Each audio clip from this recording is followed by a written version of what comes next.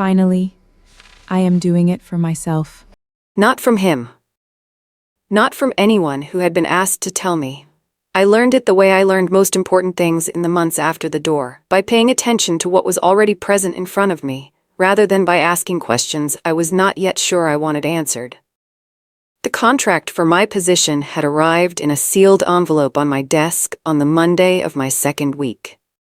Precious Mokoina had brought it herself, which I understood was not standard practice, and which told me, without her saying so, that the contract was not a standard document. She set it down with the careful placement of someone who has been asked to handle something with a specific quality of attention. She said she would be available to discuss any questions I had. She said it without meeting my eyes, which was its own kind of information. I read it that evening at the kitchen table in the flat on the quiet street, with the rooibos tea and the east-facing window behind me and the garden visible in the dark through the back window. The garden that was already beginning, in small incremental ways, to respond to the attention I had been giving it on Saturday afternoons. The lavender in the corner, the rosemary along the south wall, the seedlings in the small pots that I had arranged along the back step in order of height, because my grandmother had taught me that order was a form of respect paid to the things in your care. The contract was substantial. It was also unusual in several ways that I recognized immediately, because I had spent 4 years doing the invisible administrative work of a household and a man's professional life, and had developed, without ever being credited for developing it, a comprehensive understanding of how documents are structured and what the structural choices reveal about the intentions of the people who wrote them. The scope of the role was written in language that expanded rather than contracted with time, meaning the longer I remained in the position, the more of it would become mine, rather than less. This was not how most contracts were written. Most contracts were written to protect the organization from the employee. This one was written to protect the employee from the organization's eventual change of mind. The salary was considerably higher than I had been told to expect. Not dramatically, not provocatively, precisely. Calibrated to a specific assessment of the value of the work and set at the figure that communicated. We know what this is worth, and we are paying for it, and we are not interested in negotiating. I had not been in a room with a salary that respected itself in a long time. I sat with it for a moment. At the bottom of the contract, in the section that listed the organizational oversight structure, there was a name I had not seen before in any of my interactions with the organization.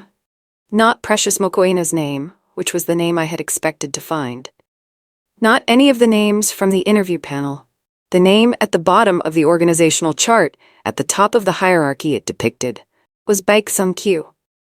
I read it 3 times. I looked at it with the same careful attention I had given the 7 words on the Monday morning message. Your interview is confirmed for Monday at 10. 3 weeks earlier. I held it at the same distance. I let it tell me what it was telling me, rather than rushing to attach meaning to it before the meaning had fully arrived. The meaning arrived slowly, the way genuine meaning does, which is different from the way interpretation arrives. Interpretation arrives fast and confident and is sometimes wrong. Meaning takes longer and is more patient and tends to be accompanied by a specific physical sensation in the chest. Not dramatic, not a blow, but the particular quiet settling of a thing understood. What I understood was this: the man who had made 4 words into a phone call on the night I stood on the pavement with my bag at my feet was not a peripheral figure in a story that belonged primarily to me and to Themba. He was a central one. He had been watching since before the door. He had known who I was before I walked into the interview room. He had structured the contract with the attention of someone who intended the arrangement to last, which meant he had assessed my capability and found it sufficient for the long term, which was a kind of professional assessment I had not received in so long that I had to sit with it for a moment to let it fully register. The man in the dark car had not been a passerby. I put the contract on the table. I picked up my grandmother's Bible. I opened it to the page she had marked most heavily, Proverbs 31. The chapter she had read to me as a child, with the specificity of someone giving an instruction rather than telling a story. The woman of valor. The woman who rises while it is still night. The woman whose work is her testimony. I read the chapter in the voice my grandmother used for the things that mattered. Level, unhurried, matter of fact. The same voice she used for everything she considered self-evident. I did not pray about the contract. I signed it. I placed it in the envelope provided, with my signature clean and complete and centered on the signature line in the way grandmother had taught me to sign my name. Not rushed, not cramped, not apologetic, a full signature, a name that occupied its space. I placed the envelope on the table beside the Bible. I made tea.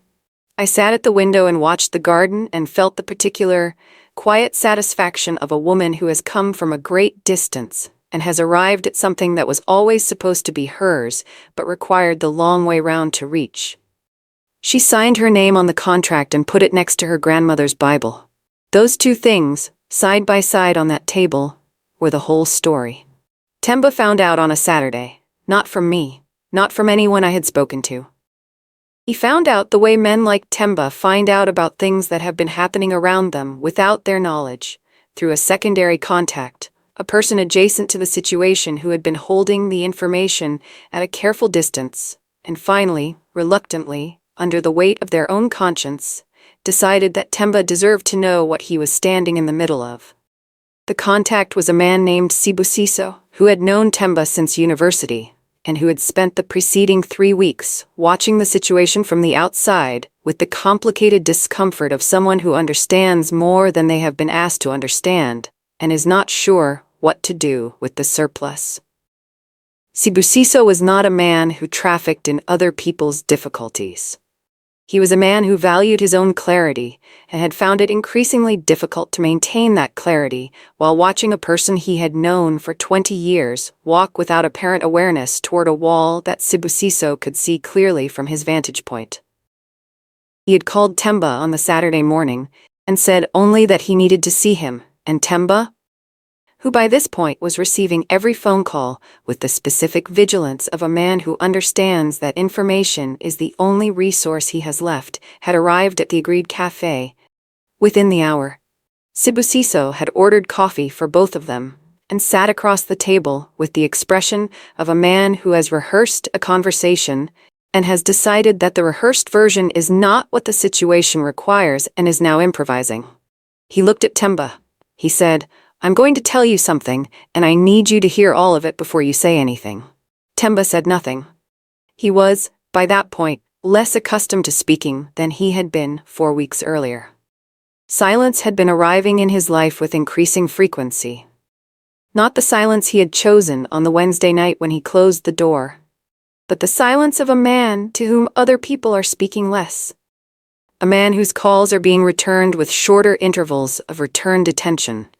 A man who is beginning to understand that the social and professional architecture of his life has been more contingent than he had understood. Sibusiso told him. He told him in the careful, abbreviated way of someone who knows more than they are about to say, and has decided that what they are about to say is exactly enough, not excessive, not insufficient, calibrated to produce understanding without producing panic, which is a difficult calibration, and Sibusiso achieved it imperfectly but sincerely. He told Themba that the name Baik Sung Kyu was not a name that appeared in professional situations at Themba's level. He told him that the name appeared in situations that had been, by the time the name appeared, already decided, meaning that if you were in a room where that name was being mentioned in relation to your situation, the situation had already been assessed, and the assessment had been completed, and what remained was simply the orderly implementation of the conclusion.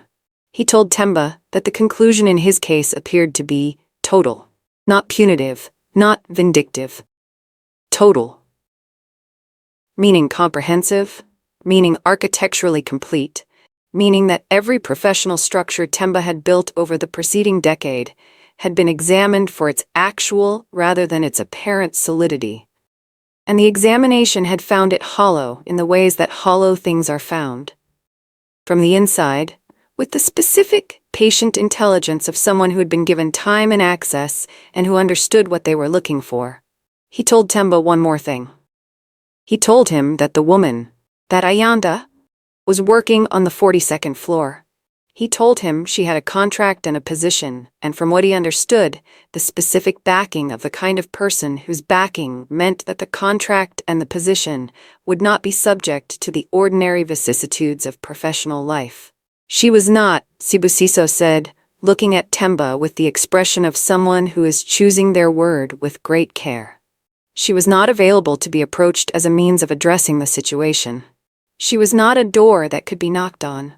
She was not a resource that could be redeployed toward Themba's benefit. She was, simply, somewhere that Themba was not, and the distance between the two locations was not measured in streets.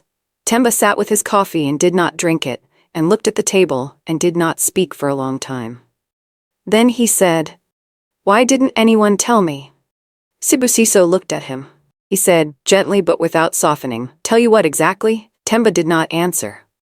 Because the answer, when it arrived slowly, against his will, in the particular manner of answers that have been available for a long time and have been refused, was that the information had been available.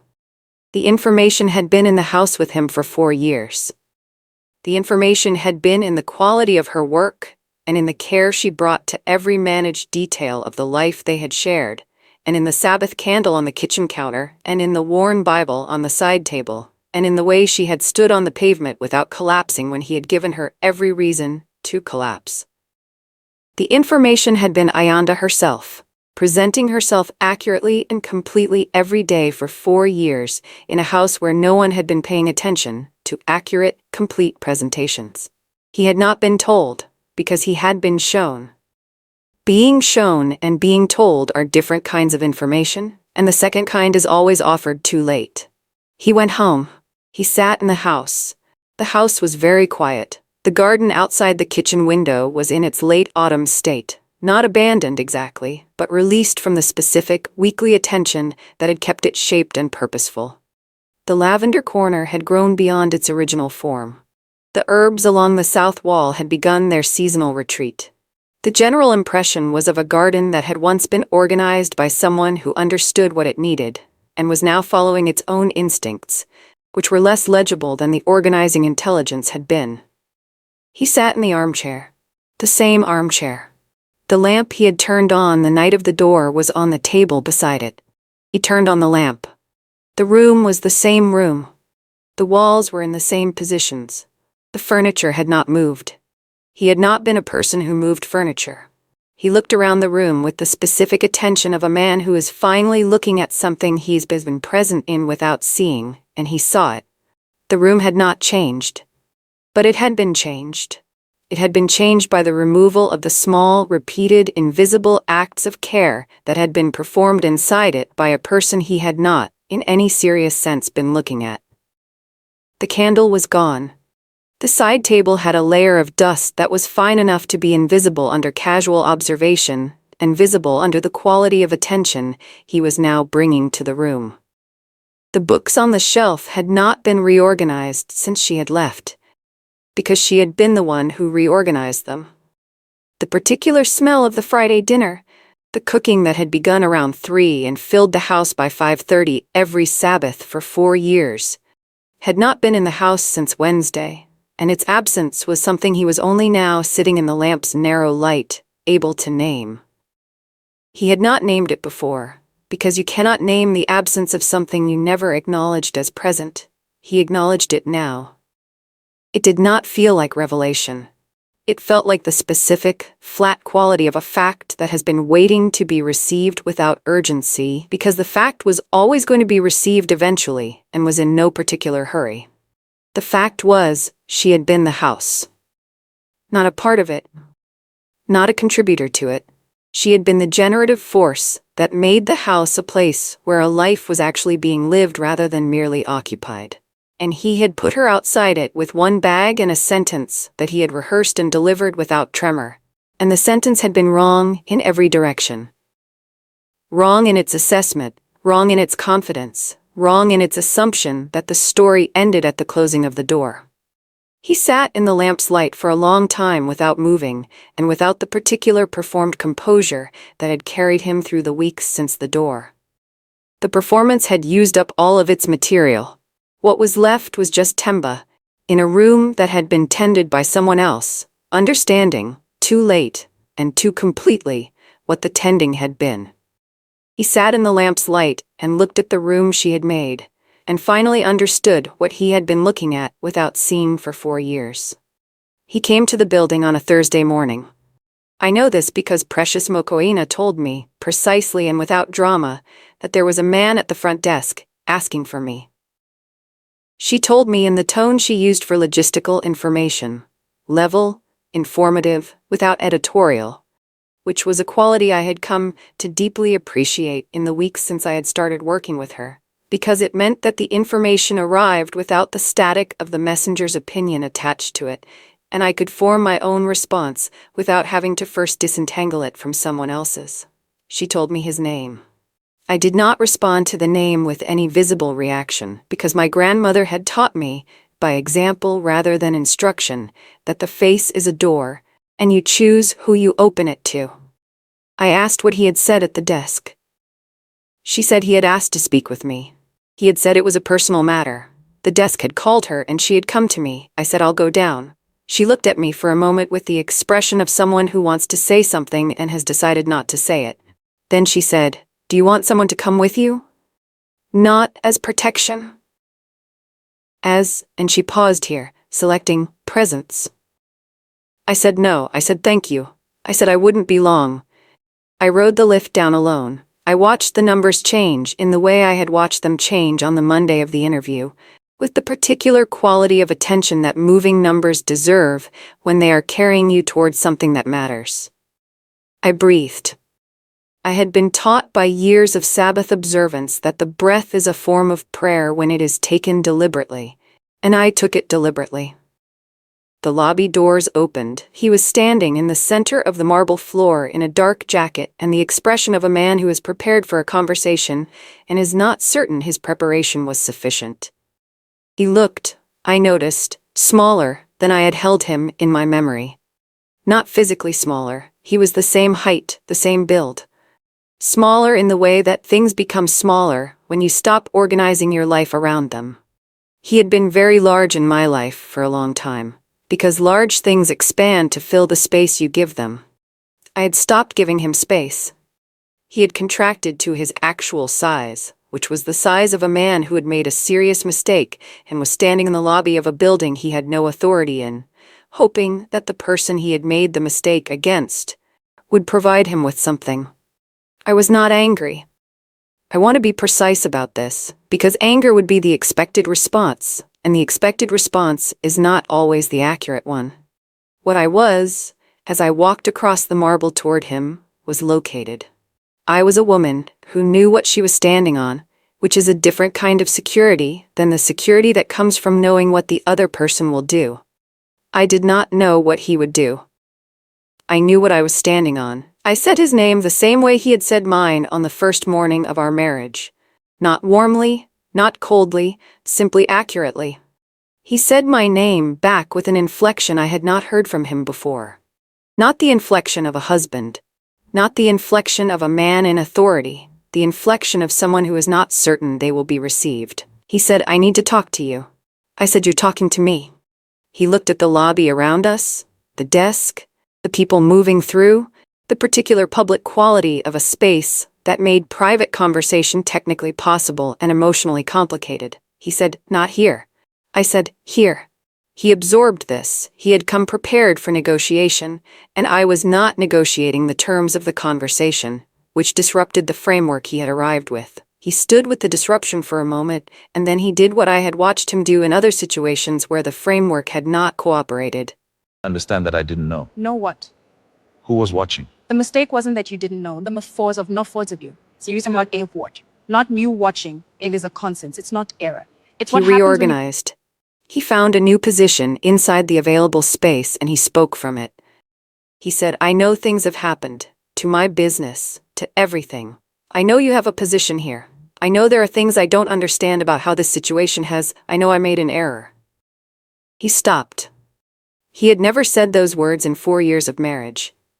And the effort of them was visible in his face. Not the effort of the words themselves, which were simple enough, but the effort of the state they required, which was the state of a man acknowledging that he had been wrong in a way that had had consequences he had not anticipated and could not reverse. I waited. He said, "I need you to understand that I didn't know." I said, "No what?" He looked at me. He said, "Who was watching?" And there it was. The thing he had come to say, which was not an apology, and was not an accounting, and was not the right sentence, but was the most honest sentence he had produced in the entire span of our acquaintance, because it revealed what the mistake had actually been, in his own understanding. The mistake, in his telling of it, was that he had not known who was watching. Understand that I didn't know. Know what? Who was watching? Not that he had been wrong about my worth. Not that he had spent 4 years taking the architecture of a life and calling it nothing. Not that he had said a sentence that was factually, structurally, completely false. The mistake, as he understood it, was a surveillance failure. He had not been aware of the observer. I looked at him for a long moment. I felt, standing in that marble lobby with the desk behind me and the lift behind him, and 42 floors of the building between us, and the room where my name was on a contract, a specific and complete clarity. The kind of clarity that arrives not as a flash, but as a settling, the quiet, final rearrangement of something that has been slightly misaligned and is now exactly level. I said, "The mistake wasn't that you didn't know who was watching." He waited.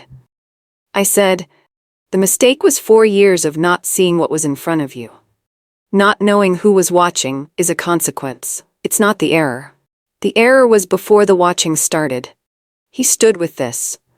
I watched him receive it in the way he received things that he could not deflect, slowly, against his will, with the specific resistance of a man who has built his identity on the premise of his own accuracy. I said, "I'm not going to help you resolve whatever is happening with your business.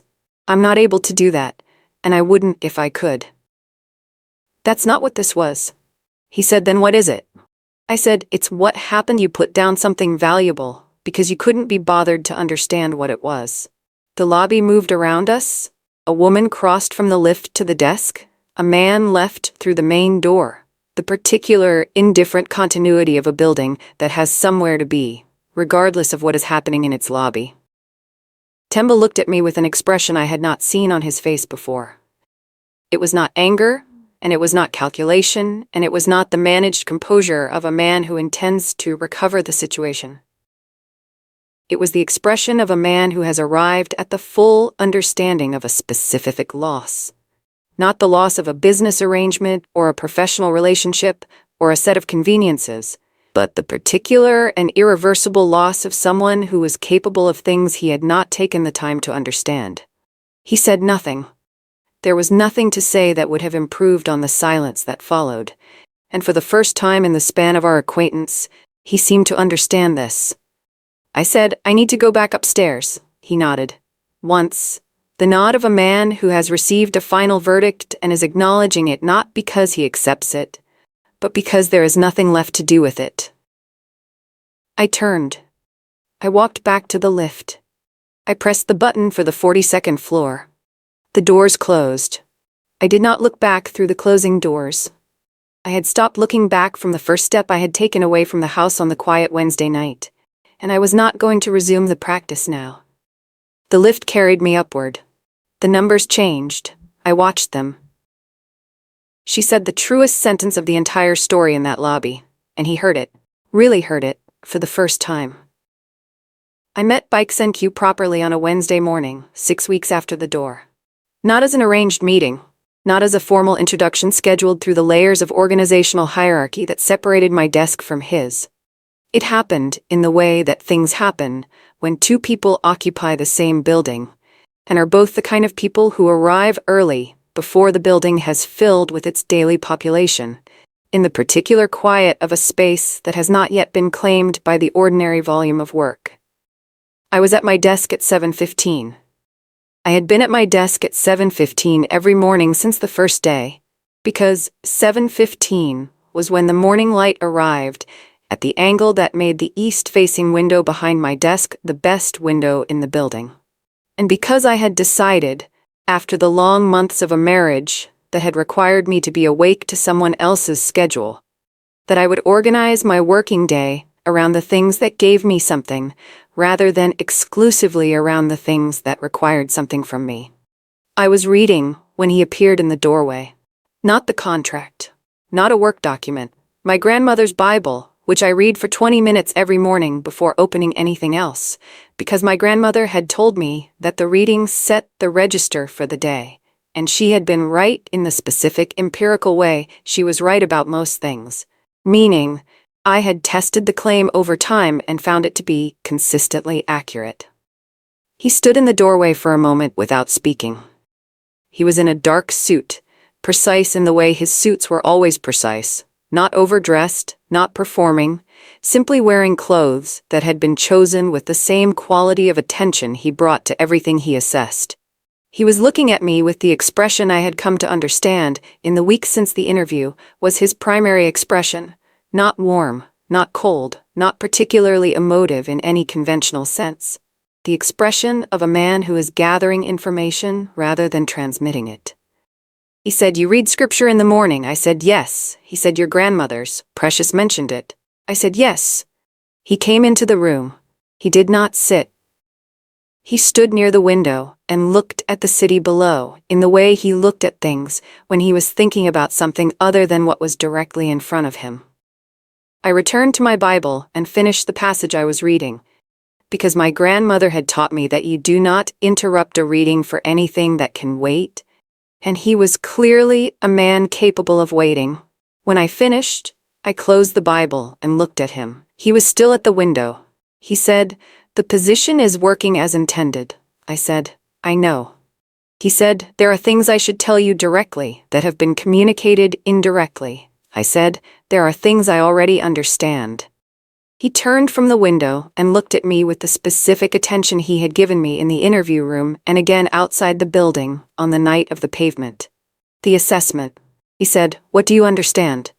I said, "I understand that the interview was arranged. I understand that the flat was arranged. I understand that the situation with Themba Kumalo was managed at a level that had nothing to do with any action I took, and that the management of it was not about protecting me from him specifically, but about correcting an imbalance that you had identified before I had fully identified it myself." He said nothing. I said, "I understand that you are not a person who does things out of sympathy. I understand that the assessment was professional, that you identified work that was worth preserving and moved to preserve the conditions under which it could continue. I understand that I was the work." He said, "You were not merely the work." I held this sentence. I did not respond to it immediately, because immediate responses to precise statements are often imprecise. And I had learned from my grandmother that precision deserved precision. I said, "What else was it?" He said, "It was what I told you the night I called. Your grandmother raised 5 children and underlined verses for 60 years. The work she did was invisible to most people. The work you do is invisible to most people. Invisible does not mean without consequence. I have spent my life working with consequence. I find invisible things worth protecting." He said it in the precise, unemotional register of someone communicating a structural principle. He was not offering warmth. He was not offering what the sentence might have been offered as in another voice by another person. He was communicating accurately and directly a position he had arrived at through assessment rather than through feeling. It was, I understood, the most honest thing anyone had said to me in a very long time. I said, "Thank you." He nodded once. The nod of a man who has completed a communication and considers the communication successful. He said, "The position will expand in the 3rd quarter. You will be notified of the specifics when they are confirmed." I said, "I'll be ready." He moved toward the door. At the doorway he stopped. He looked back with the expression of someone who has one more thing to say and is deciding whether to say it. He said, "Your grandmother was right about the wilderness." I looked at him. He said, "The Lord meets you in it. I have observed this more than once. I find it a reliable structural principle." Then he left. I sat at my desk for a long moment. I looked at the east-facing window and the morning light that was arriving through it in the flat, clean way of light that is not trying to be anything except what it is. I looked at my grandmother's Bible on the desk beside my keyboard. I looked at the city through the window 42 floors below. The city that was going about its Wednesday morning with the ordinary, indifferent continuity of a place that does not pause for the private significances of the people inside it.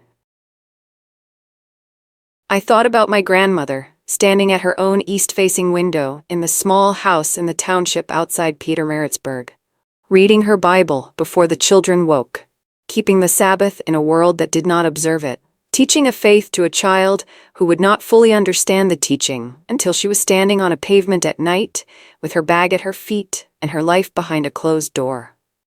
I thought about Hagar in the wilderness, naming the well, the God who sees me. The naming of the place where the meeting happened, so that the place would outlast the people who had sent her there. I picked up my pen. I opened the notebook that I kept beside the Bible for the things I wanted to record in my own words rather than someone else's. I wrote the date at the top of the page. I wrote the verse. "You are the God who sees me," I wrote, beneath it in the even, unhurried hand my grandmother had taught me. I have been seen. Not in spite of the wilderness, in it. I closed the notebook. I opened my work. She was seen in the wilderness, not rescued from it, met in it, by the God her grandmother taught her about, and by a man who understood the same structural principle. The lavender was the first thing I had planted in my own ground, in my own garden, in my own time. And its growing was both a botanical fact and a testimony to the specific quality of attention I had been able to give it now that my attention was my own to direct. I planted it in the corner where the afternoon light stayed longest, because I had stood in the garden at 3 on a Thursday afternoon and watched the light move across the ground, and mapped it with the same care I had brought to every practical decision since the pavement. Not rushed, not approximate, but exact. The lavender needed 4 to 6 hours of direct sun. The corner gave it 5. I planted it there. By the second month it had put out new growth. By the third month, it was beginning to do what lavender does when it is correctly placed. It was giving back to the air around it, producing the particular, clean, purple-gray calm that lavender produces when it has what it needs and is being tended by someone who understands what it needs. I understood what things needed. I had always understood this. The problem, for 4 years, had been that what I understood was applied entirely to the needs of a household and a man and a marriage. And the application had produced no record, no acknowledgement, and no return. The understanding itself had been invisible, which meant that the competence it expressed had also been invisible, which meant that the woman performing it had been visible only in the performance and not in the intelligence behind the performance, and the intelligence was where the person actually lived.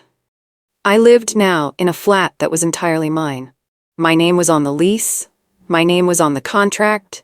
My name was on the professional registration I had filed in the 3rd month, which I had filed not because it was required, but because it was the kind of thing a person does when they have decided to build something intended to last. You register it, you document it, you ensure that the record of its existence is legible and permanent and bears the name of the person who built it.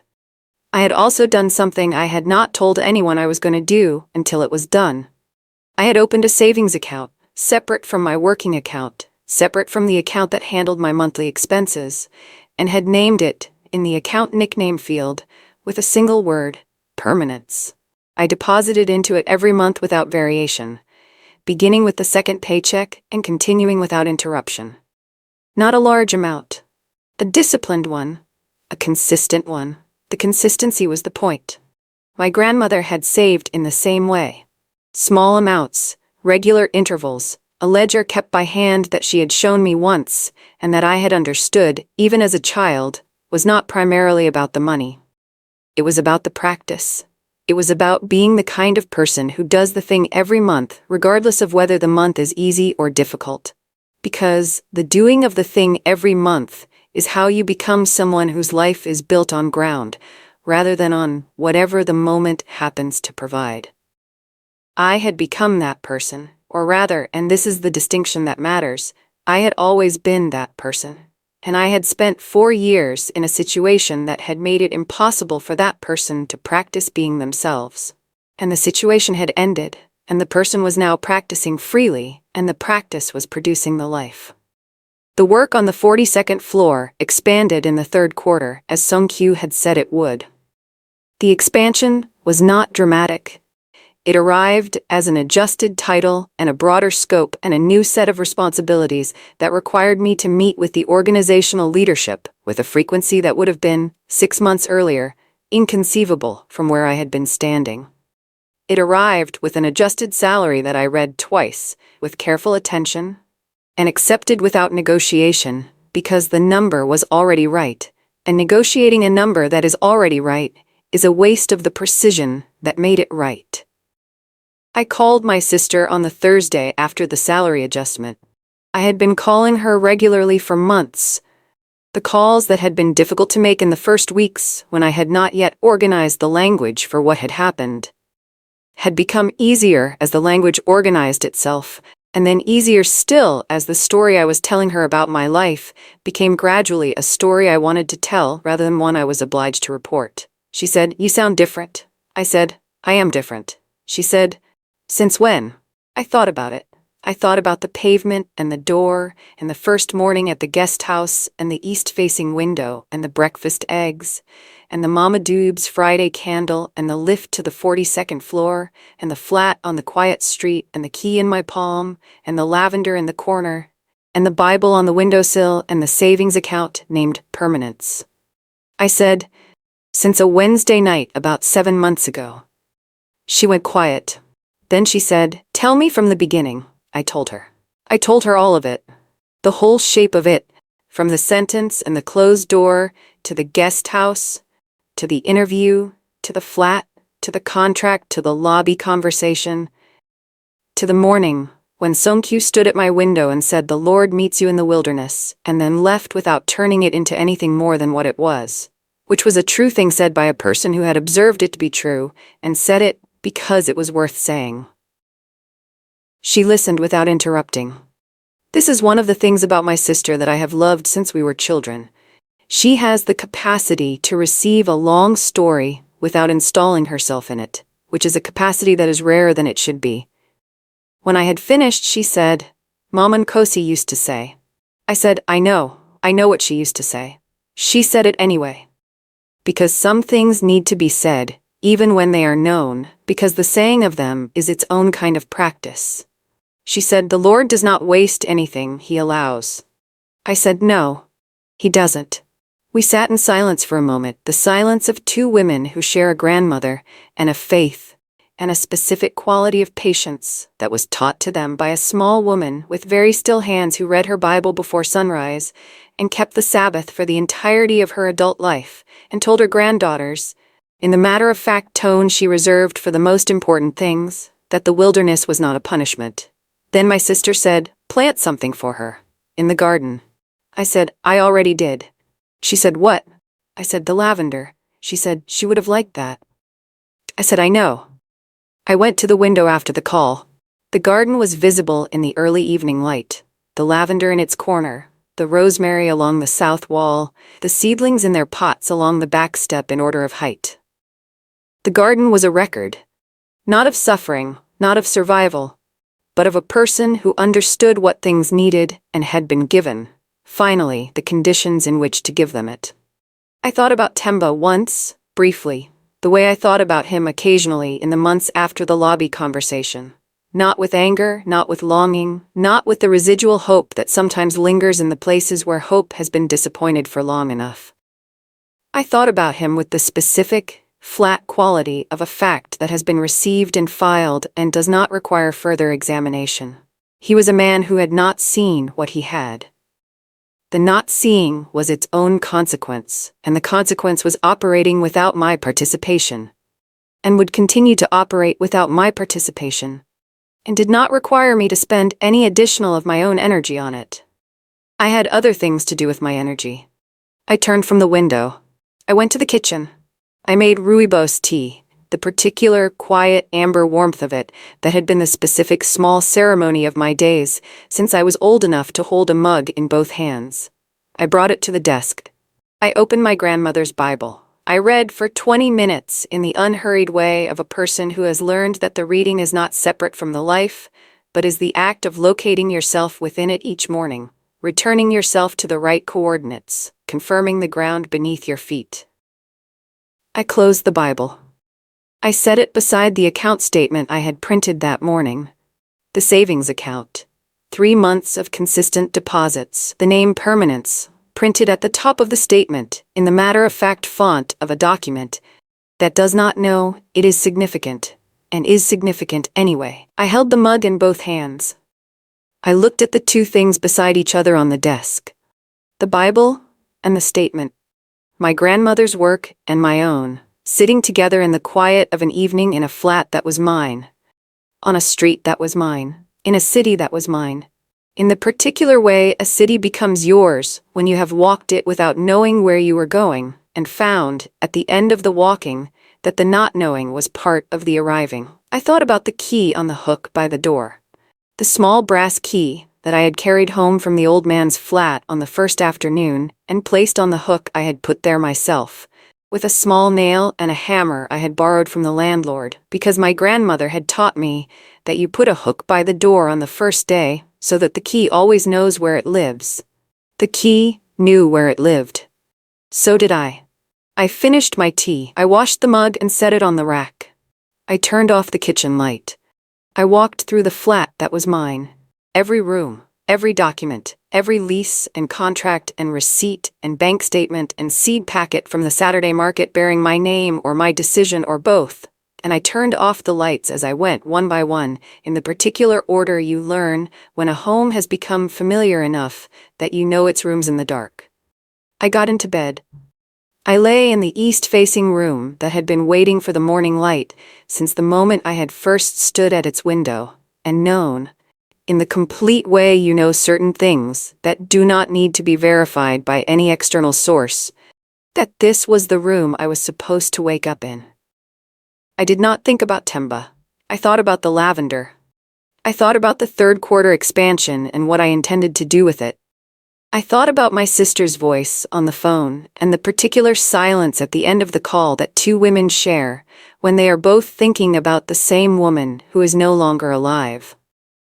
I thought about a man who had stood at a window on the 42nd floor and said, "The Lord meets you in the wilderness," as though it were a structural principle he had arrived at through professional observation, which was the most unexpected and most accurate version of the sentence I had ever heard. I thought, for the last time that evening, about a Wednesday night 7 months earlier. A pavement, a closed door, a bag at my feet, a street light humming above me with the small ambient sound of a thing that had been present all along. And I had not, until the marriage ended and the filtering stopped and I was left alone in the open air with only what was actually there, been able to hear. The door had closed. I had turned, I had walked, I had not looked back. I was still walking, 7 months later, in the forward direction, in a life that had my name on every document inside it, and a garden where the lavender was growing, and an east-facing window that the morning light was already, even now, already preparing to arrive through. I closed my eyes. I slept the deep, full sleep of a woman on her own ground. She built it. It holds. She built it out of 4 years of invisible work, and 1 night of choosing not to look back, and 7 months of morning light and rooibos tea, and a grandmother's underlinings, and a savings account named Permanence and lavender in the right corner at last. He thought throwing her out ended everything. It ended something. But what it ended was the weight she had been carrying for him. Not her capacity, not her faith, not the quality of her attention, not the practiced discipline of a woman who had been raised to understand that the wilderness was not a punishment and that the God who sees does not require the wilderness to end before he meets you in it. She was met. She was protected.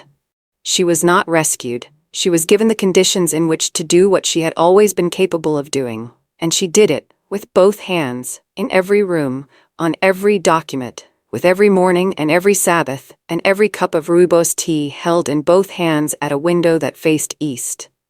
If this story moved something in you, share it with someone who needs to hear it today. Like this video, subscribe to her drama tales if you haven't already, because the next story is already waiting, and it will find you exactly where you are. Tell us in the comments, have you ever walked out of a door that was supposed to be the end of you, and discovered that the door was actually the beginning? Have you ever been told you were nothing, and found out, in the slow, accumulating way that truth always finds out, that the sentence was not about you at all? We read every single one, every comment, every story. We will see you in the next one.